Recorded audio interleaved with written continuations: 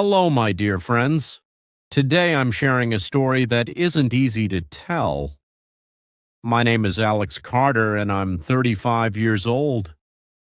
I work as a freelance journalist, diving into stories that often push the boundaries of emotions and humanity.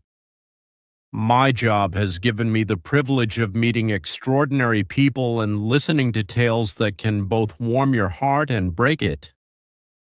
A few months ago, I encountered one of the most chilling, thought-provoking, and emotional stories of my career. It was told by a woman named Evelyn Harper, a 32-year-old artist from a small, picturesque town in Montana.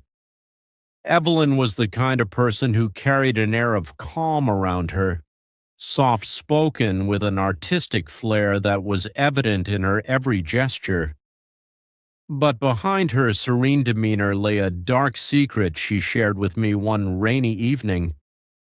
It was her confession that began with four simple words: "I killed my husband." Now, before you jump to conclusions, let me walk you through Evelyn's story just as she told me. Evelyn met her husband Daniel when she was just 24. At the time, she was a budding painter trying to make a name for herself, and Daniel was a charismatic entrepreneur running a tech startup. They were worlds apart in many ways. She thrived in colors and emotions, while he thrived in logic and numbers. But something clicked between them. She described Daniel as someone who could light up a room with his charm. He had this infectious laugh, Evelyn told me, her eyes misting. It was the kind of laugh that made you forget everything bad in the world. They fell in love quickly, and their wedding was a fairy tale. Evelyn's artwork flourished under Daniel's encouragement. "He believed in me more than I believed in myself," she said. "He bought me my first studio and always made me feel like I was destined for greatness." For a while, their life was perfect. They traveled, hosted dinner parties, and supported each other's dreams. But as Evelyn recounted, the cracks began to show after a few years. Daniel's business started struggling. The stress changed him. The once jovial man became distant and irritable. Evelyn tried to be supportive, but their arguments became more frequent and intense. "It was like I didn't recognize him anymore," she said, her voice trembling. One night after a particularly heated argument, Daniel struck her. It was the first time, and Evelyn was in shock.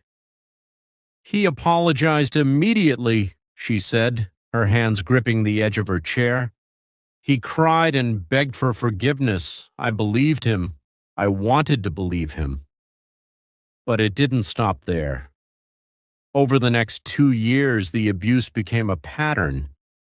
Evelyn stayed, hoping that the man she fell in love with would return.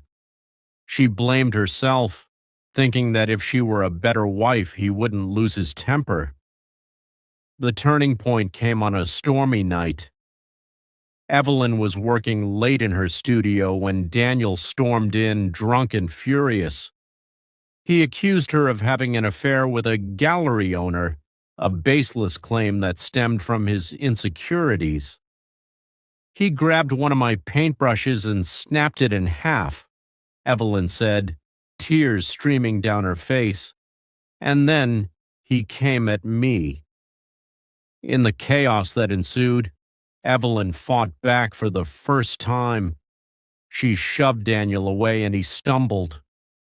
She grabbed the nearest object, a heavy sculpture, and swung it in a desperate attempt to protect herself.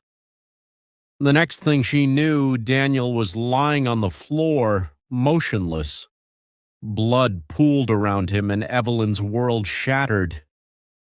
For hours, Evelyn sat in the studio, paralyzed with fear and guilt. She didn't call the police immediately. "I didn't know what to do," she admitted. "I was terrified they wouldn't believe me, that they'd think I planned it." Eventually, she called 911 and confessed everything. The investigation confirmed that Daniel's death was a result of self-defense, and Evelyn wasn't charged, but the emotional scars remained. As Evelyn shared her story with me, I couldn't help but notice the layers of pain and resilience in her eyes. She wasn't a cold-blooded killer. She was a survivor, someone who had endured unimaginable pain and made a split-second decision to save her own life. "I love Daniel," she said, her voice barely above a whisper, "but I had to save myself. And that's a love story, too. A love story for me." Evelyn's story haunted me long after I left her small studio. The way she carried her pain, her guilt, and the faint glimmers of hope beneath it all, it was unlike anything I had encountered before. Her narrative wasn't just about tragedy, it was about survival, and in a way, it was also about rediscovery. Over the following weeks, I couldn't stop thinking about her. I found myself revisiting the recordings of our conversation, hearing her voice tremble as she recounted that fateful night. Evelyn had survived a nightmare, but she was still trapped in its shadows. One day I decided to check in on her. As a journalist, I usually move from one story to the next, but something about Evelyn made me feel like her story wasn't finished yet. When I knocked on her door, she seemed surprised to see me, but welcomed me inside with her characteristic gentleness. Her studio had changed since my last visit. The walls were no longer filled with bright, hopeful paintings of landscapes and abstract dreams. Instead, they were dominated by haunting, raw images, portraits of fear, sorrow, and occasionally resilience. "I've been painting a lot," she said, offering me a cup of tea. "I can see that," I replied, gesturing to a particularly striking canvas. It depicted a woman standing at the edge of a stormy sea, her face obscured but her posture defiant. "Is that you?" Evelyn nodded, her lips curling into a faint smile. "I've been trying to process everything. Art is the only way I know how." We sat in silence for a while, sipping our tea. Then she broke the quiet. "You know, Alex, I didn't think I could ever paint again after what happened. For a long time, I felt like I didn't deserve to create beauty when my life was filled with so much darkness." "But you did," I said. "And these paintings, they're powerful, Evelyn. They tell your truth." As the days turned into weeks, I continued to visit Evelyn, not as a journalist, but as a friend. I learned more about her life before Daniel, about her childhood dreams of becoming an artist, and the small-town gallery owner who first believed in her. Evelyn, in turn, became more open about her struggles. She spoke of the nightmares that still haunted her, the moments of guilt that struck when she least expected it, and the fragile hope she was slowly rebuilding. One evening, as the sun dipped below the horizon, casting a warm glow over her studio, Evelyn showed me a painting she had been working on in secret. It was unlike anything she had created before, an image of a woman walking away from a shattered mirror, her face illuminated by a soft golden light. "This is my future," she said, her voice steady. "I've spent so much time looking back, but I want to start moving forward." Evelyn's journey wasn't linear. There were days when she felt strong and days when the weight of her past threatened to crush her. But she kept painting, kept sharing her story, and slowly she began to heal.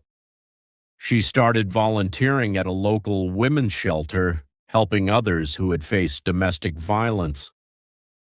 "If I can make even one person feel less alone," she told me, then everything I went through will have meant something. Months later, Evelyn's art was featured in a local gallery. The exhibition, titled Surviving Shadows, drew crowds from all over the state. Each painting told a piece of her story, capturing the pain, the struggle, and the eventual hope that defined her journey. As I stood in the gallery that evening, surrounded by her work, I realized that Evelyn's story wasn't just about survival, it was about transformation. She had taken the darkest parts of her life and turned them into something beautiful, something that could inspire others to find their own strength. And as I watched her stand before a crowd, speaking with quiet confidence about her art and her journey, I knew that Evelyn had found the light she had been searching for.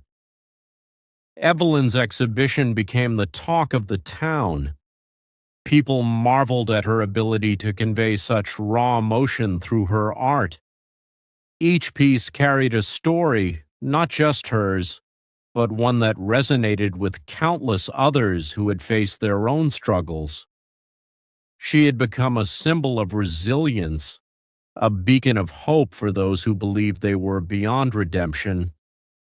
One afternoon, I visited her studio, as I often did now. She greeted me with a warm smile, a stark contrast to the haunted look she wore the first time I met her.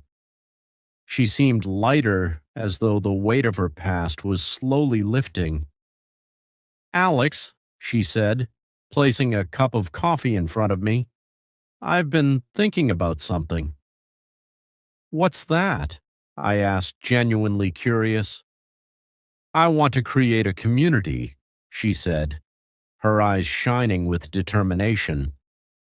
"A space where people can come together to share their stories, their art, their healing journeys, something more than just an exhibition, a movement." I could see the passion in her eyes, and it was contagious. "That's an incredible idea, Evelyn. What would you call it?" She hesitated for a moment before replying, "The Healing Canvas." Because that's what art has been for me, a way to heal, to find myself again. Over the next few months, Evelyn poured herself into this new project. She reached out to local artists, therapists, and advocates, creating a network of people who shared her vision. Together, they transformed an old warehouse into a vibrant community center filled with workshops, gallery spaces, and quiet corners for reflection. The grand opening of the Healing Canvas was a day I'll never forget. The air buzzed with excitement as people from all walks of life gathered to celebrate Evelyn's vision. There were survivors sharing their stories through poetry, artists displaying works that spoke of pain and perseverance, and musicians playing soulful tunes that brought tears to many eyes. Evelyn stood at the center of it all, radiating a quiet strength. When it was her turn to speak, the room fell silent. "Thank you all for being here," she began, her voice steady but emotional. "This space isn't just about art. It's about connection. It's about reminding each other that we're not alone in our struggles and that even in our darkest moments, there's always a way forward." Her words resonated deeply, and as the audience erupted into applause, I couldn't help but feel a surge of pride. Evelyn had come so far, and now she was helping others do the same. As the Healing Canvas grew, so did Evelyn's influence.